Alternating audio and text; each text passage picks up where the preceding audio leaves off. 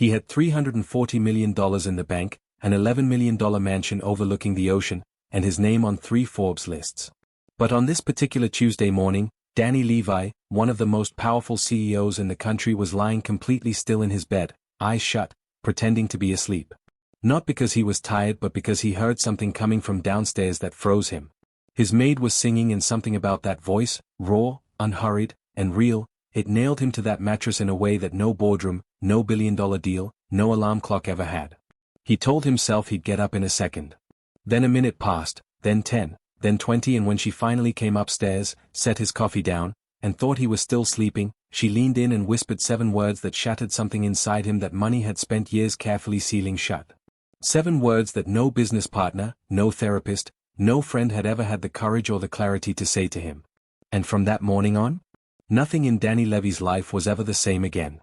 Stay with me, because this story isn't about wealth. It's about what wealth quietly steals from you and the most unexpected person who hands it back. Welcome to Kindness Arena. If you believe in kindness, second chances, and unseen connections that change lives, please help me prove something wrong. My mother said I wouldn't even reach 1,000 subscribers. Help me show her that stories like this matter and deserve to be heard by hitting the subscribe button, liking the video, comment your thoughts, where you are watching from, and share it with someone who needs it to stay motivated. Your support keeps these powerful true stories alive.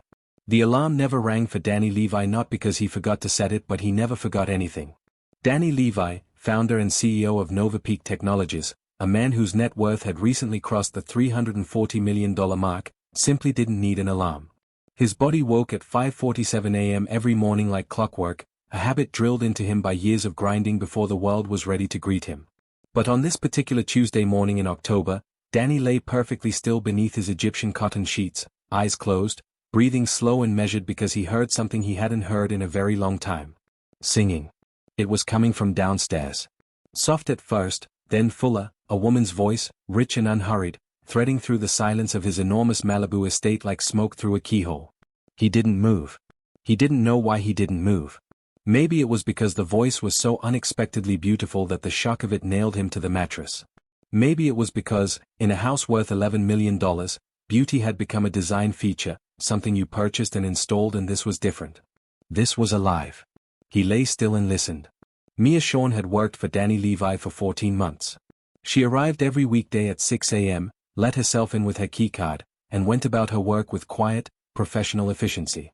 She was 29 years old, a single mother to a 6-year-old boy named Tyrus, and she had learned very quickly that Mr. Levy liked things a certain way.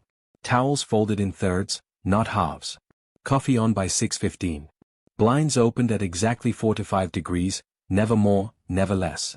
She had memorized his preferences like a language she needed to survive in, and for 14 months, she had been invisible to him. Not cruelly so. Dani Levy wasn't a cruel man. He was simply a consumed one. A man so deep inside the machinery of his own ambition that the world around him existed only as a backdrop.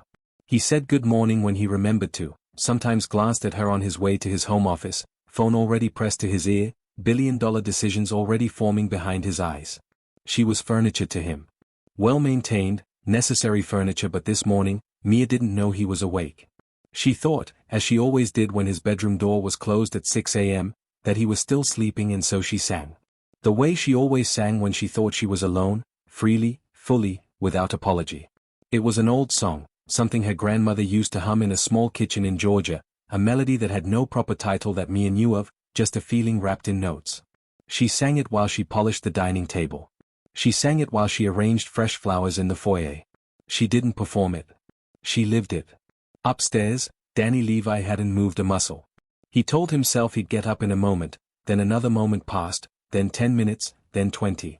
He lay there listening to a woman he had barely looked at fill his cold, architect-designed, magazine-worthy house with something it had never once contained in all the years he'd owned it.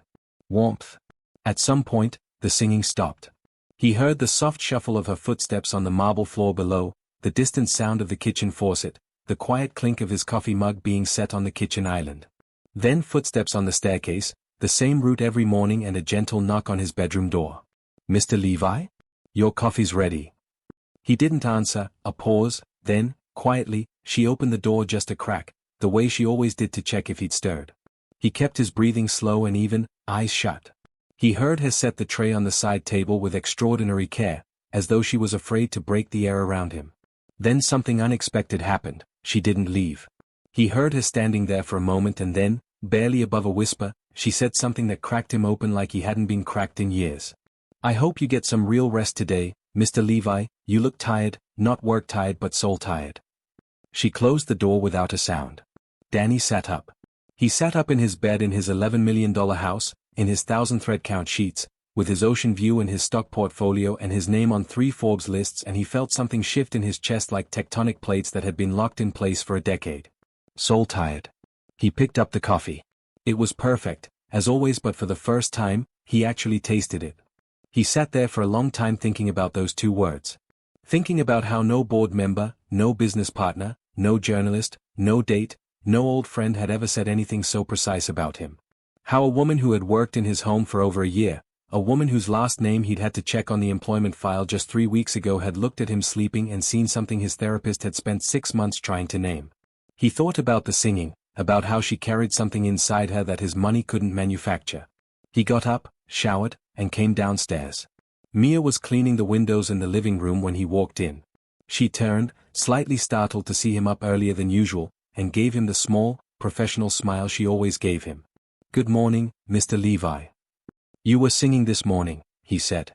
The smile flickered, a beat of silence. "I'm sorry, I didn't realize you were awake. It won't happen. Don't apologize." His voice came out firmer than he intended, and he softened it. "Please. I'm asking you not to apologize for that." She looked at him carefully, the way people look at someone who has started speaking in a different language. "What was the song?" he asked. She thought about it. "My grandmother called it The Long Road Home. I don't think it has a real name. She made it up, I think, or maybe she learned it from someone who made it up. It's just a song we carried." Dani nodded slowly. "It's beautiful. Thank you." A pause. "Mr. Levi, are you all right?" He almost laughed. "No," he said, and the honesty of it surprised them both. "I don't think I have been for a while." What happened next didn't happen overnight, the way it does in movies. It happened the way real change happens, slowly, then all at once. Dani started noticing things.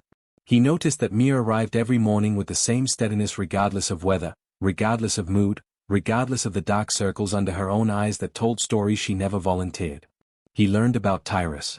He learned that she was taking night classes in accounting, quietly building an exit ramp from the life circumstances had handed her.